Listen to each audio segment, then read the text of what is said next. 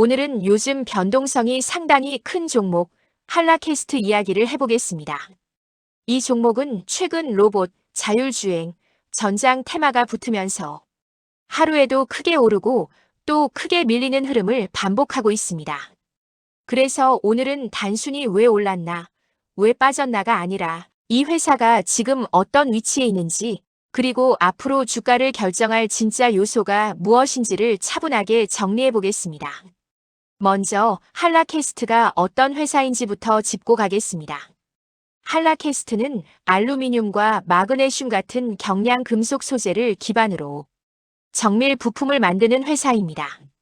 특히 자동차 전장 부품 쪽 비중이 크고 전기차 자율주행 쪽으로 산업이 이동하면서 경량화라는 흐름의 수혜를 받을 수 있는 구조에 있습니다. 여기서 중요한 점은 이 회사가 로봇을 직접 만드는 회사는 아니라는 것입니다. 대신 자동차 전장, 자율주행, 그리고 로봇까지 이어질 수 있는 공통된 부품 쪽 밸류체인에 서 있는 회사라고 보는 게 맞습니다. 그래서 시장에서는 로봇 회사다라고 보기보다는 로봇 자율주행으로 확장 가능한 전장 부품 회사로 인식하고 있습니다. 업황을 보면 왜 이 스토리가 나오는지 이해가 됩니다. 자동차 산업은 지금 두 방향으로 움직이고 있습니다. 하나는 전장화입니다. 차 안에 들어가는 전자장치, 센서, 디스플레이가 계속 늘어나고 있고 다른 하나는 경량화입니다. 전기차든 자율주행차든 무게를 줄이지 않으면 효율이 떨어질 수밖에 없습니다. 이 두 흐름이 겹치는 지점에 한라캐스트 같은 금속 경량 부품 업체들이 있습니다. 즉, 로봇 테마가 꺼진다고 해서 이 회사의 사업이 바로 흔들리는 구조는 아니라는 겁니다. 이제 가장 중요한 실적 이야기를 해보겠습니다. 작년 11월에 나온 3분기 누적 실적을 보면 한라캐스트는 누적 매출 약 1,149억 원, 영업이익은 92억 원을 기록했습니다. 매출은 전년 대비 증가했습니다. 관세 부담 같은 외부 변수가 있었음에도 기본적인 매출 성장 흐름은 유지됐다는 의미입니다.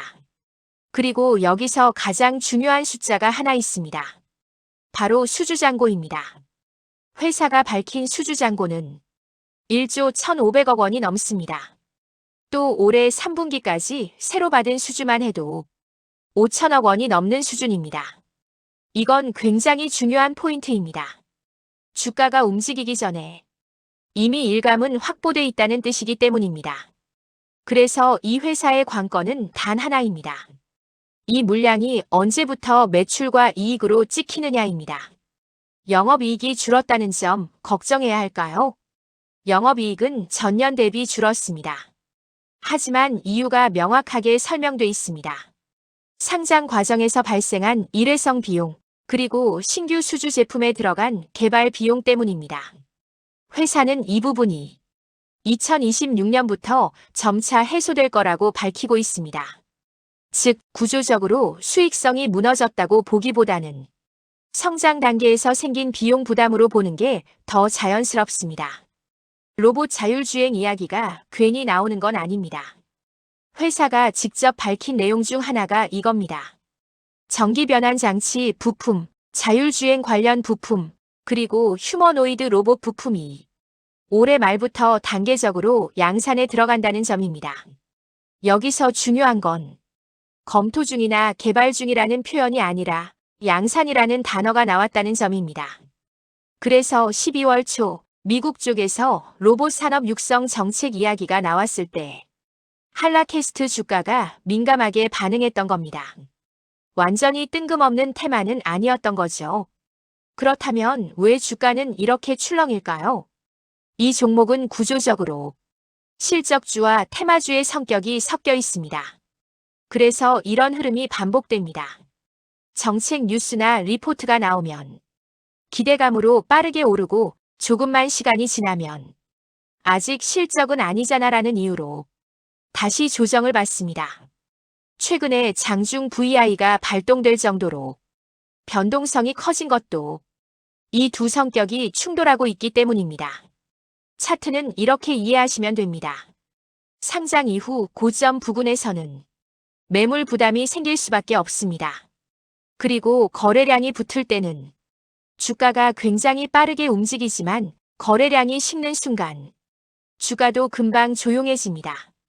그래서 이 종목은 천천히 우상향하는 종목이라기보다는 이벤트와 뉴스에 따라 파도가 크게 치는 종목에 가깝습니다. 앞으로의 흐름은 이렇게 볼 수 있습니다. 가장 중요한 시점은 앞으로 나올 분기 실적입니다. 연말부터 시작된다는 양산이 실제 매출로 얼마나 찍히는지, 그리고 2026년 3월로 예정된 증설 공장이 계획대로 가동되는지 이 두 가지만 확인되면 주가의 성격이 완전히 달라질 수 있습니다. 그 전까지는 기대와 현실 사이에서 주가가 흔들릴 가능성이 높습니다. 마지막으로 대응 전략을 정리해 보겠습니다.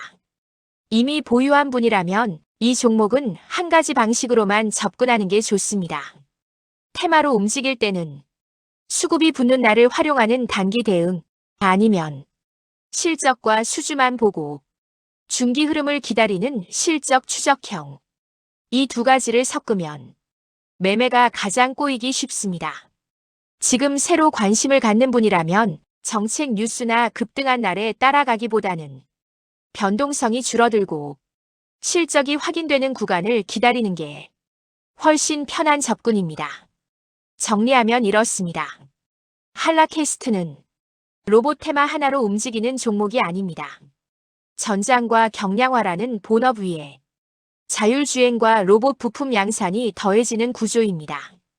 그래서 단기적으로는 흔들릴 수 있지만 중기적으로는 결국 양산과 실적이 숫자로 찍히느냐가 이 종목의 방향을 결정하게 될 겁니다.